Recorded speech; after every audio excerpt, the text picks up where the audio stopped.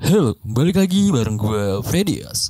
Di video kali ini gue akan nge-review nih pemakaian gue menggunakan iPhone 11 Pro Max ini selama 1 bulan lebih.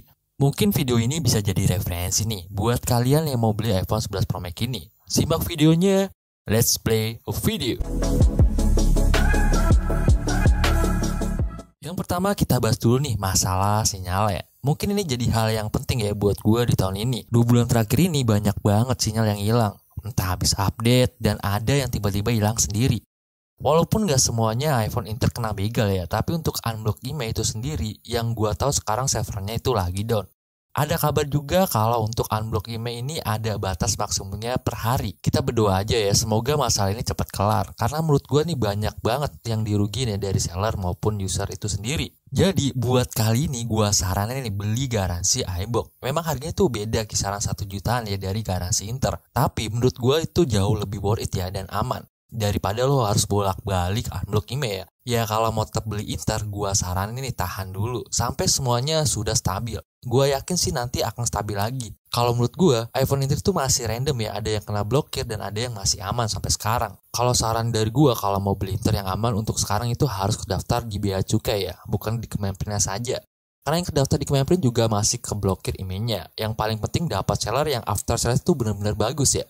Untuk situs web Bea Cukainya gue taruh di deskripsi. Kebetulan iPhone 11 Pro Max gue ini adalah garansi iBox dan terakhir gue update kemarin tuh aman-aman saja. Kalau untuk pemakaian sendiri gue termasuk tipe orang yang pakai iPhone ini dengan hati-hati ya. Karena gue sadar banget ya iPhone ini bakal gue jual lagi. Jadi pemakaian gue nggak terlalu ekstrim. Cuma ngegame untuk sesekali saja ya. Paling banyak gue main Mobile Legends itu kisaran 4-5 match saja. Sisanya untuk sosial media, edit video, dan penggunaan sewajarnya. Kalau untuk main game sih aman banget ya. Semua game dilibas habis rata kanan nih. Untuk Mobile Legends rata kanan, untuk Tower Fantasy juga aman nih, bisa main di 60 fps. Tapi dengan catatan nih, kalau baterai masih di 70-80%, suhu iPhone tuh aman banget ya dan stabil ya. Tapi yang gua rasa nih kalau baterai udah mulai 40% ke bawah atau sampai 20% itu mulai berasa angetnya di bagian belakang iPhone ini. Jadi agak kurang nyaman ya. Ya sebaiknya dicas dulu nih sampai penuh dulu baru dimainkan lagi. Tapi keseluruhan gue puas banget nih main di iPhone ini. Gue rekomendasi nih buat lo nih yang suka main game, gak akan nyesel nih beli iPhone ini. Selanjutnya kita bahas nih kesehatan baterainya. Gue dapat di BH 95%. Ini masih enak banget dan berasa awetnya. Gue saran nih dapat BH di atas 80%. Kalau harga lebih murah dan masuk gak apa-apa sih kisaran 75%. Asal jangan di bawah 70% nih. Tapi itu balik lagi nih ke kitanya nih. Kalau menurut lo harganya masuk dan misalkan ada dana nih buat ganti baterai sendiri itu nggak masalah dan harga itu lebih murah ya nggak apa-apa lu ambil gitu. Untuk biaya sendiri ini nggak turun ya selama sebulan lebih ini, masih tetap di angka 95%. Gue menggunakan charger iOS nih yang 20 watt dan kabel Vemo yang gue beli di counter. Untuk total harganya itu nggak nyampe 200 ya, kisaran 170 ribuan. Ya kalau ada dana sih gue saranin pakai yang original ya karena lebih bagus untuk jangka panjang ya, emang harganya lebih mahal tapi lebih worth it ya. Dan untuk siklus ngecasnya sendiri gue biasanya di angka 20% gue cas sampai kisaran 90% sampai 95%. Tidak pernah full ya sampai 100%. Untuk pemakaiannya gue biasanya pakai untuk streaming film dan scoring sosial media saat di charger. Tidak gue saranin nih sambil main game ya pasti charger. Dan gue jarang banget nih ngecas ditinggal tidur. Biasanya gue cabut sebelum tidur dan gue lanjut paginya lagi gue charger. Oke, selanjutnya kita bahas nih kameranya. Kalau hasil kamera sendiri sih gue ngerasa puas ya. Semua fitur udah ada ya dari wide, ultra wide, dan telephoto. Hasil potretnya juga udah lumayan sih menurut gue. Untuk mode malamnya juga bagus nih. Bisa sampai 5 detik ke atas ya. Jadi untuk keadaan yang low light banget bisa masih kelihatan ya. Emang gak sebagus iPhone 12 sih kalau menurut gue.